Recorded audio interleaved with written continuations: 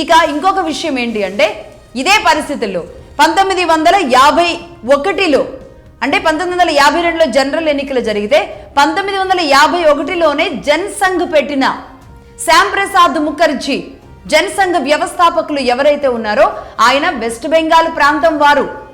అంటే ఆనాడే ఆయన గ్రహించి కాంగ్రెస్ రాజ్యమేలుతున్న పరిస్థితిని గమనించి జనసంఘ్ లాంటి ఒక రాజకీయ పార్టీ, ఒక సనాతన పార్టీ, హిందూ బేస్ని, హిందూ ఆరిజిన్ని, ఈ మధ్యలో వచ్చిన అనేక భావజాలన్నింటినీ కాదని ఒక బేస్, మన భారతదేశ బేస్ అట్టడుగున ఉన్న పరిస్థితి ఏదైతే ఉందో దానిని మళ్ళీ పైకి తీసుకురావడానికి 1951లో జనసంఘ్ పెట్టిన శ్యాంప్రసాద్ ముఖర్జీ గారు పుట్టిన నేల ఇదే వెస్ట్ బెంగాల్.